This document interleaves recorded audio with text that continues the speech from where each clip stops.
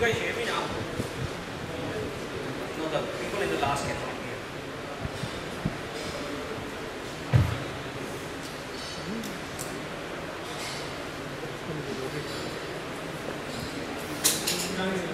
It's a technology conference and we are experiencing some technology issues. Okay.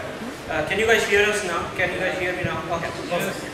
Alright, so a quick introduction on me. I'm a founder and director of eSphere Security, Greenfield Solution, and IAP Secure.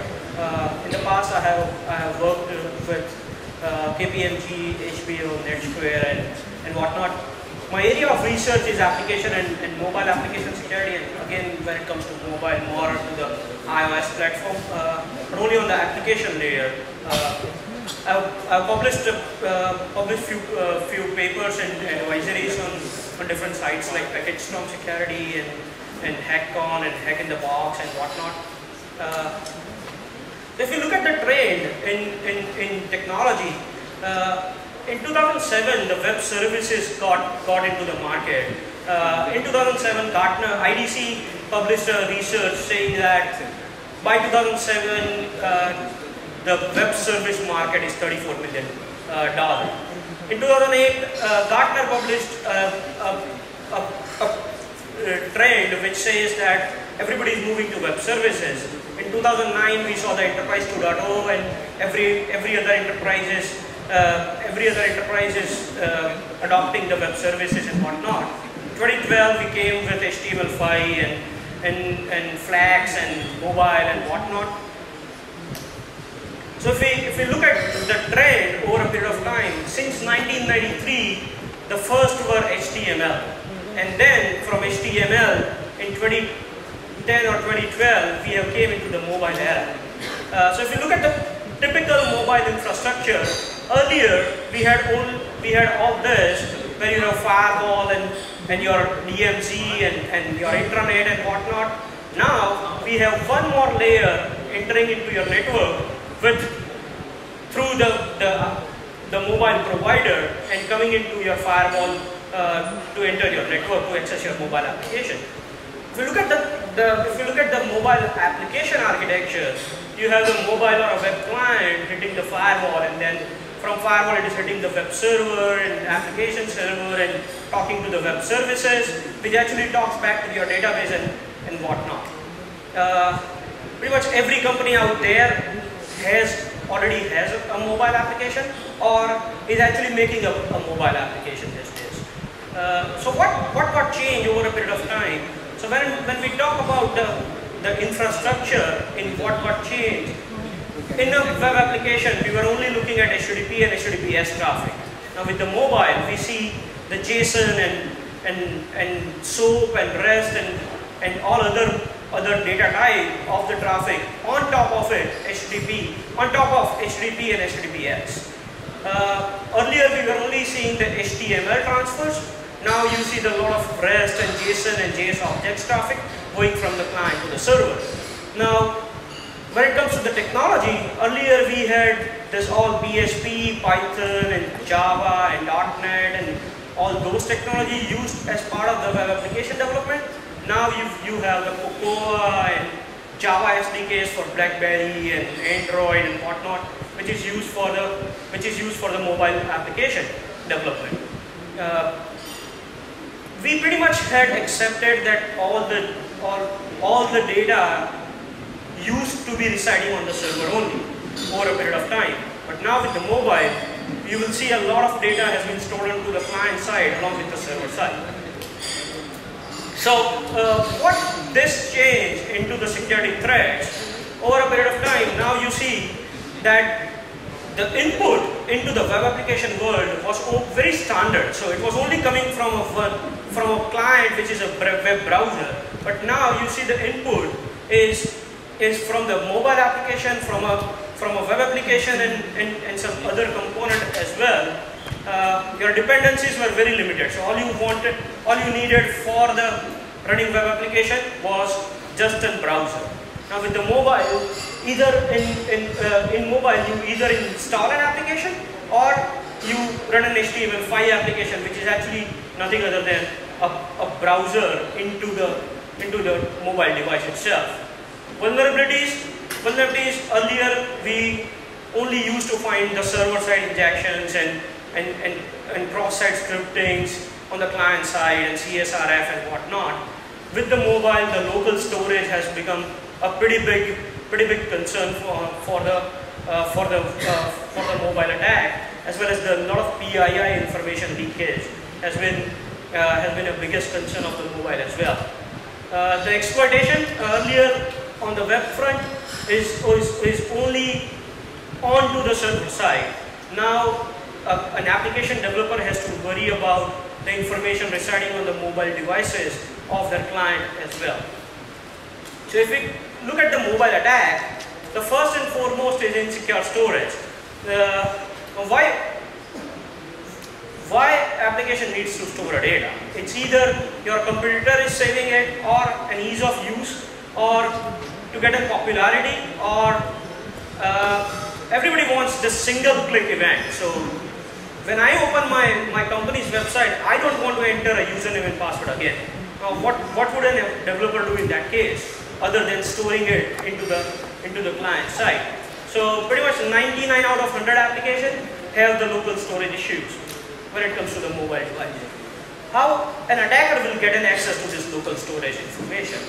It's either you are in the same network with an attacker over a Wi-Fi, or you have jailbroken or rooted your device and you haven't changed your password. So default password once you jailbreak is Alpine, which can be leveraged by the attacker to get an access. Or in an Android world, you can use an ADB over Wi-Fi to connect to the remote devices. Or let's say your device got lost and somebody jailbreaks it and gets an access to the information residing on your device. Or you already have a jailbroken device and somebody gets even a temporary access, they can log into your device and get an information access.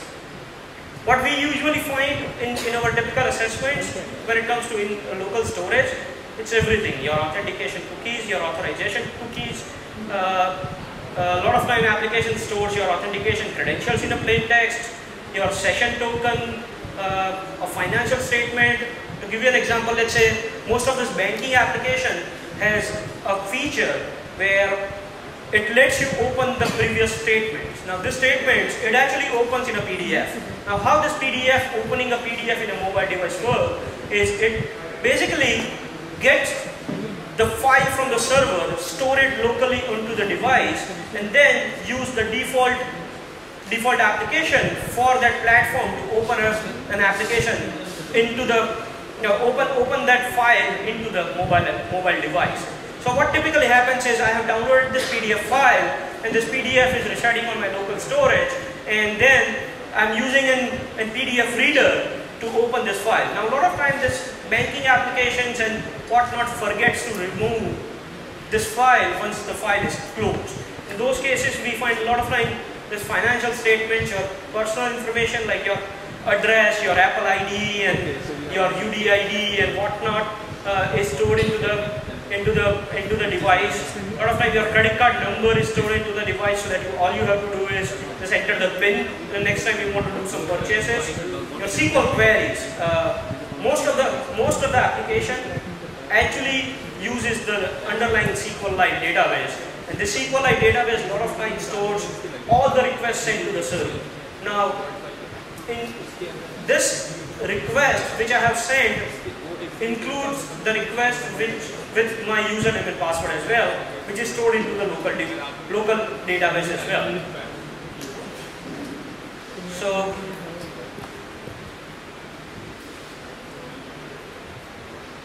quickly look at the demo of this. Then this is an sample application which lets you, which actually stores the information of the credential. So when you click on login, it stores the information into the XML. So I'm going to enter the username and password in here, and then I click on XML store. Now I go back to my device's SSH. I can retrieve this. Now I go back to my device and then go to the application directory, this would contain a file name token. If I cat and context of this content of this file, it has the username and password stored into the plain text. The another set of an attack is insecure network communication.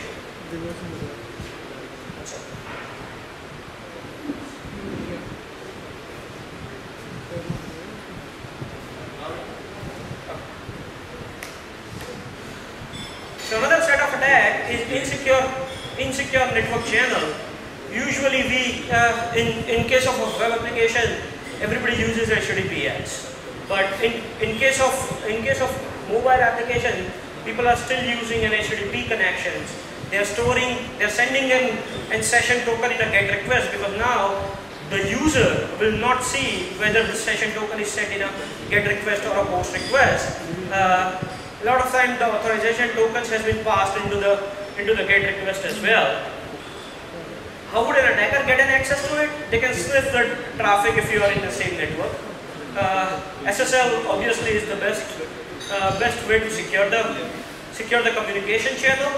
The common issues, as I mentioned, it does not deprecate HTTP request. So even though your application can access the traffic over an HTTPS, if you hit the same request using HTTP, you will still get the same application access. Application a lot of time allow an invalid certificate as well. So most of mobile platform provides you an API to validate whether the SSL certificate which came to your application is actually belonging to your domain or some other domain. And if it is not belonging to my domain, why should I accept it and still have a user access my application? So most of the application doesn't validate this SSL certificate as well. And sensitive information such as session cookies and whatnot is a lot of times sent in a GET request.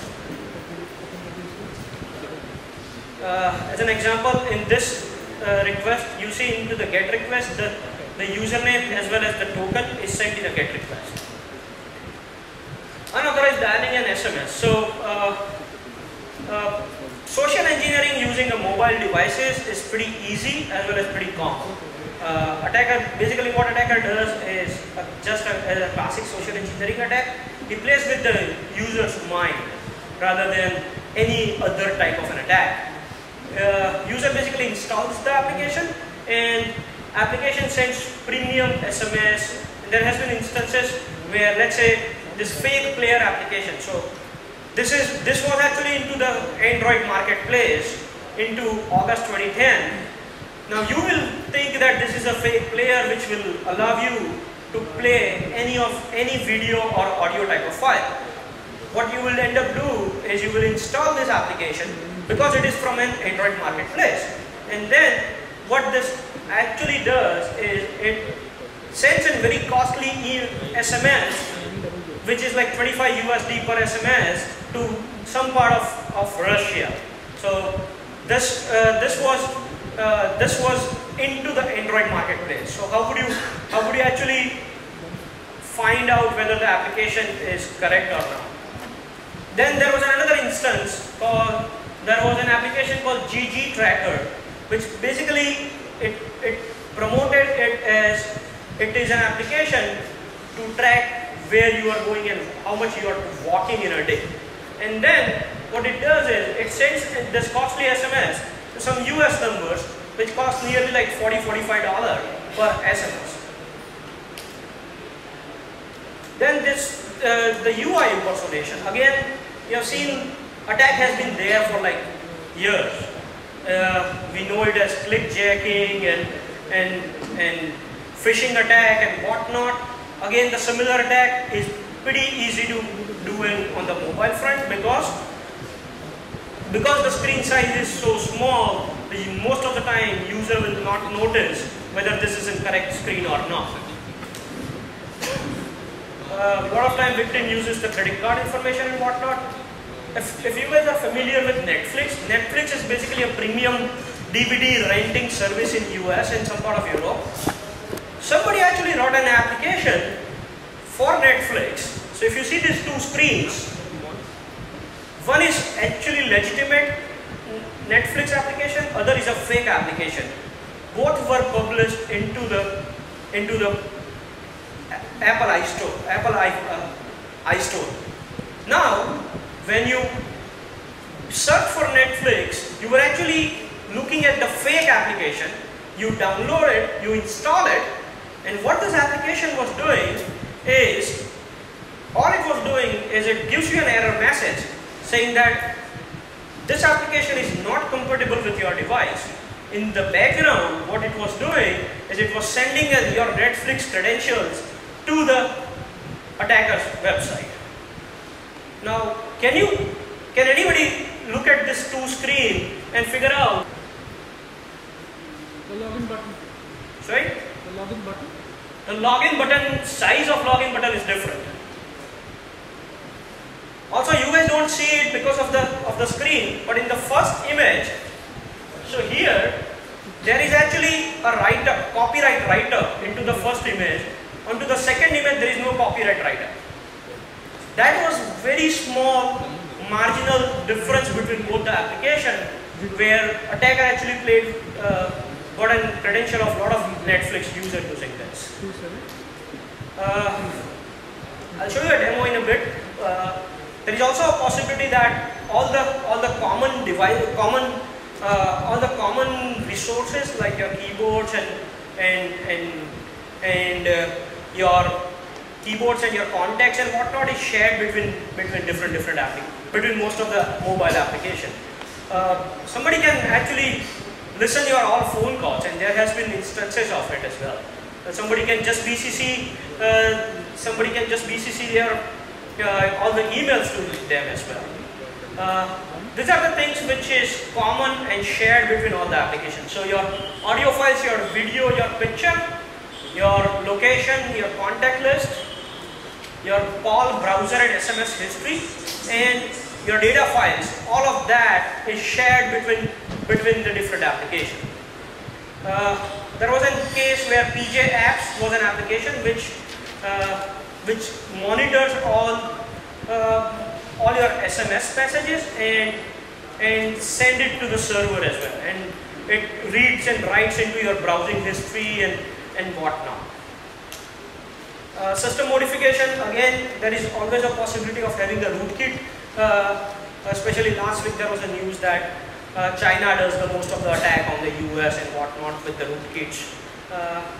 They can configure to BCC all the emails and whatnot. So the first ever worm onto the iPhone was actually doing this. So what it did, this was actually written by a 10-year-old kid in Australia. What it did is, whenever you make a phone call to somebody, he will only show a Ricky Martin's face. He was a big Ricky Martin's fan. So he modified all this. He modified the devices which were affected and showed in Ricky Martin's face. PII information is again a big thing. A lot of time you will find the application have access to the address book and your address book and your Apple ID and phone numbers and whatnot. This information needs to be handled pretty tough because this information is basically shared between all the application. How would you prevent application using this? I've seen in instances where application actually stores this information into the plain text as well. In a quick demo, it's so easy for the application to make a simple call into the iOS device to get your PII information. So this is the information which can be gathered only with just one call. Similarly, into the Android as well, there is a build class. If you make a call to build class, you get all the information. We will also see the lot of hard-coded secrets stored into the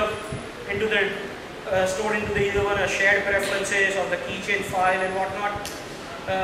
So if you look at this is an old keychain dumper, but if you look at the new keychain dumper, it's pretty easy. where all you have to do is just run a keychain dumper and it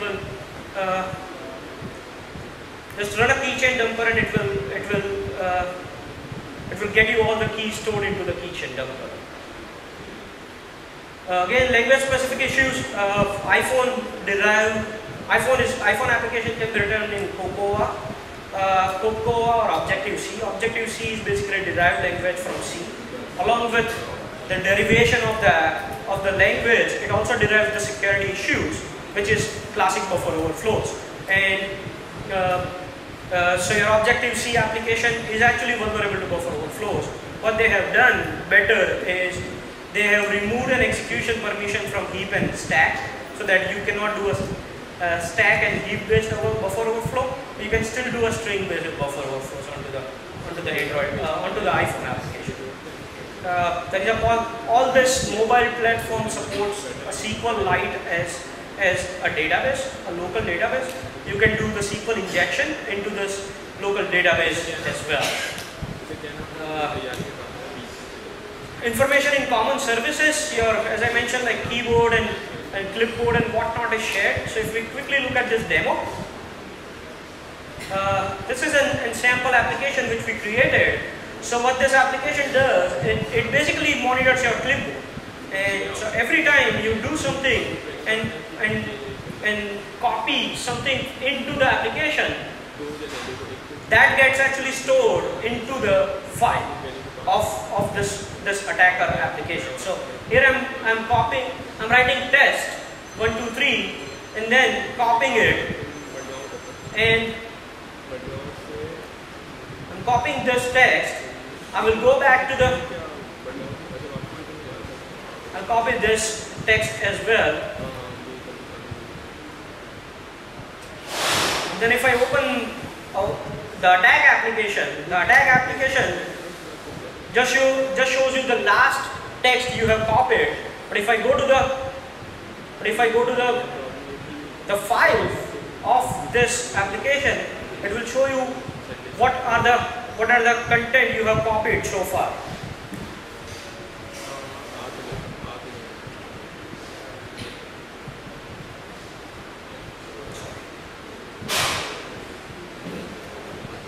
So similarly, an attacker, so in this example we are writing it into the, so here you can see that we have copied first HHHHH, then we have copied test 1, 2, 3, and then we have copied multiple 7. Similarly, attacker can write an application which actually posts data to him as well, post data to attacker server. All the server side issues still can persist into the mobile world as well. OWASP has recently started this project on mobile top 10. This is just a quick list of OWASP as well. Now, these were the attacks. Now let's look at how do you actually decompile, or what are the different ways of decompiling your Android application. There are mainly 3 mechanisms you can use to decompile the Android application. First is your APK tool, second is Dex2Jar, and then you can also use AAPT utility to get some information out of the APK file. So the first is APK tool. Let's look at how do you use the APK tool, and I'm actually using JD GUI, which is another free tool to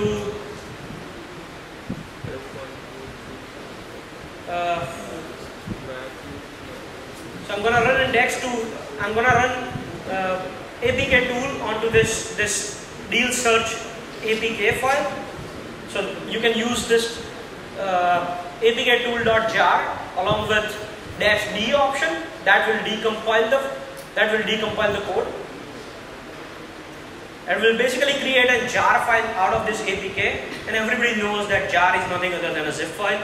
And even easier, JD GUI takes as an input a jar file. So I got this config.txt and whatnot out of the local storage, and then using JD GUI I can access the source code of it as well. So I open up the smelly files and I can see the source code out of it as well. You can see the manifest file in a plain text. Here you see the permissions for this application. It's basically completely decompiled application from here on. So now, in place of penetration testing, you are doing a code review of your Android application. Another method is Dex2Jar. What Dex2Jar does is it converts your Dex files into the jar, and then using JAD or JAD GUI, you can get the source code out of it as well. So the required files is only Dex2Jar and the APK file. What you can do is you can copy it into the folder. So that makes it easy.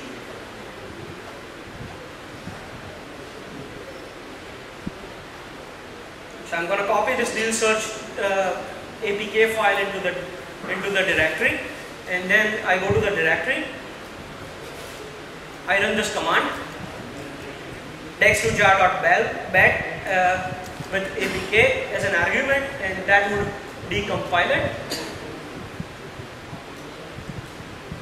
And now I'll open this JD GUI and browse through this jar file, and you will see the entire source code of your Android application. It does. These are the two packages, the Android.annotation and com.dealSearch. And then these are the basically classes inside this jar file, and from here on you can export the source code into the zip file and use that for AppCodeScan as well in a later stage. Here I'm going to show you how do you actually do the source code review of this. Then there is another utility called AAPT. AAPT doesn't decompile your Java application. What it does is it actually fetches the information out of the APK itself.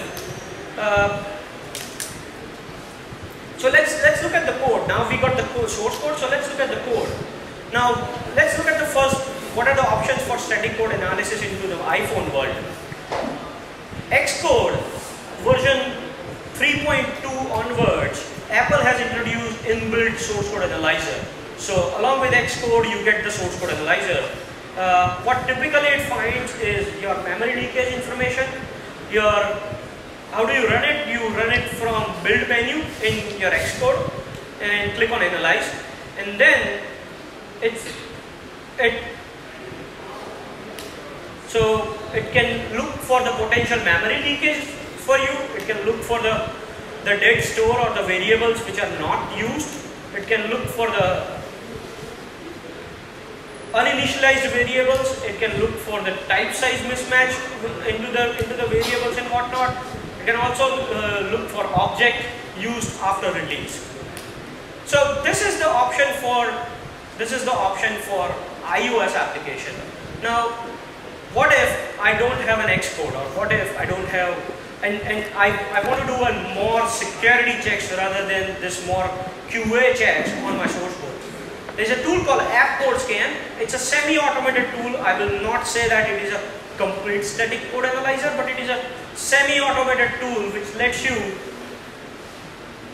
search for different regular expression patterns and let you trace back of the sync which you have found. It has the very simple HTML reporting which can be converted into the PDF as well. So AppCodeScan is basically is made up of two tools. One is code scanning and code tracer. Code scanning basically takes a regular expression or a file with a regular expression, an XML file with a regular expression as an input, and code tracer allows you to trace back the sync of the source of the sync which you have found. So if we quickly look at the AppCodeScanning here, you can get the AppCodeScan from our blueinfy.com. Once you install the AppCodeScan, this is how you will select the source code repository. So I'm going to select, let's say, what I want to scan for. This is what I want to scan for. So I have the source code. It showed me all the files. And now there are two ways you can scan your code. First is the file.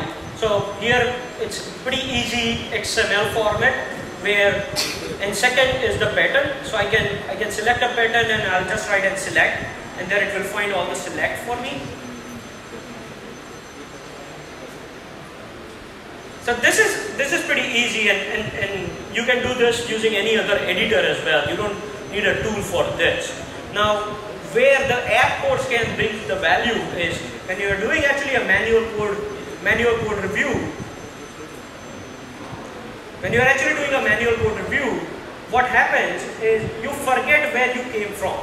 So you start finding out the inputs and then you trace back where it is actually used. Now, you actually forget where it came from and which are the other functions and files it has accessed so far. So that's where the AppCodeScan brings the value. So here it shows the scan results, and then when you click on it, it shows you the code into the right pane as well. This is a rule file for Android. Now I'm gonna load up a rule file for Android. This has checks for like PII information and whatnot. So I load up this file and I click on run. It's gonna complete the scanning, and then it shows me the different categories. And from this categories, I click on the result. It shows me here is the result or where it actually is used, and then from there on I can trace it back to where it was actually originally used. There was actually another Ruby script which we wrote a couple of years back called ScanDroid. What ScanDroid does is just like your another editor which will just match a regular expression and tell you this can be your starting point. How do you actually write a rules in an AppCodeScan? Its writing rule is pretty easy. It's an XML format. Currently we have rules for .NET and Java on the website as well as the Android and iPhone.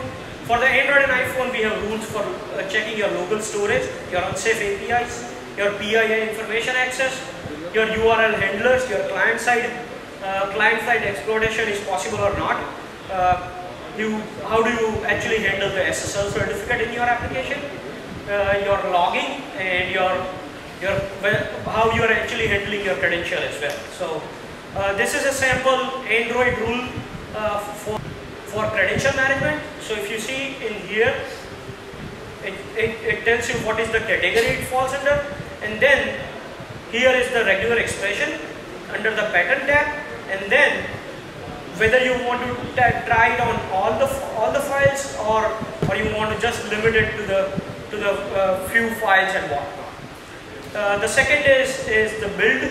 Second rule is actually whether your application is accessing any PII information. So your PII information is part of a build class.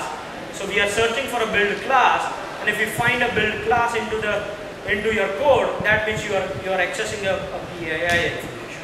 So if you look at the demo of this,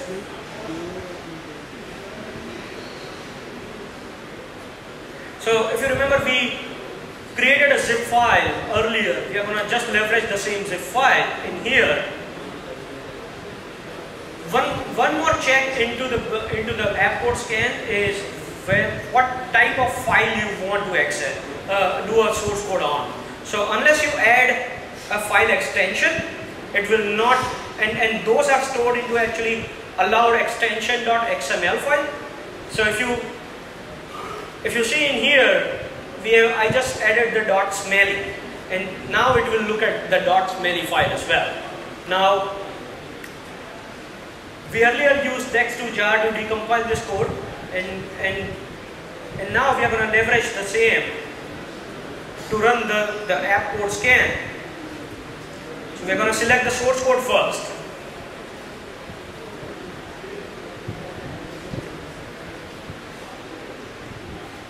And then we select the file, and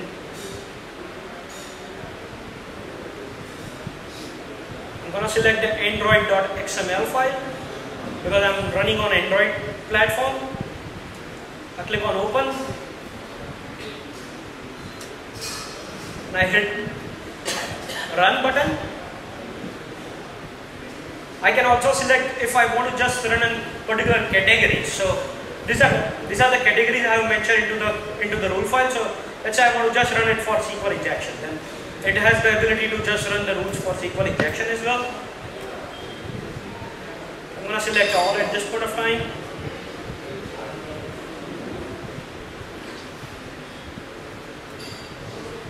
then hit run. Once I run it, it has performed this pattern matching on it, and I will see the different results onto the left bottom pane. I'll click on different results, and the code actually gets shown into here. So now here I found that it is actually doing local, it is actually printing onto the file system as part of the log. And here is the trace log, which I can use to create a report as well. So I can copy paste from here that this has been found on this page and whatnot, and then leverage that for my reporting purpose as well. If we quickly look at the iOS rule, this is a sample rule for finding out the local storage in iOS, where these are the basically classes which you can use to store something onto your iOS application. So if you look at the demo of iOS, when I launch it, I'm going to select the source code first.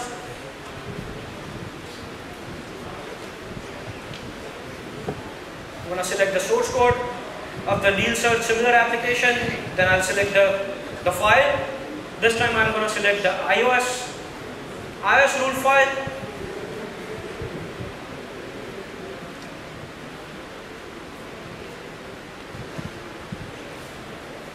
Then select all the categories which I want to scan for. Hit run. That's going to run the pattern matching. And I see that application log does a lot of logging into and then I see the SQL injection, I see the network connection is made, I see the client-side exploitation is possible because it is using actually the web view control. And also, now let's say here I've found that it is actually using the SQLite 3_exec parameter. So this is definitely a possible of SQL injection in here. There is also another flag as part of your manifest file called Debuggable. What happens if your application is Debuggable is enabled, then your application tries to connect to JWP control socket onto your Linux device. Now if and there has been a proven research paper by a researcher at Virginia Tech University, which proves that using JDWP, it is possible to gain full access of the Java process and execute arbitrary command on the device in the context of your application. So we have written this small script called CheckDebuggable. What it does, it decompiles your APK file and find out whether the debuggable is enabled, debuggable flag is set to true or not into your application. We quickly look at the demo of this. You can download the script from our website. You can pretty much download all the rules and the tool and everything from our website.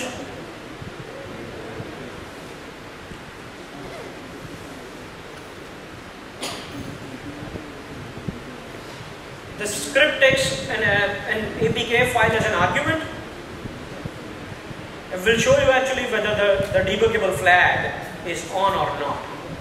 That's pretty easy and small script which just validate whether the debuggable is on or off.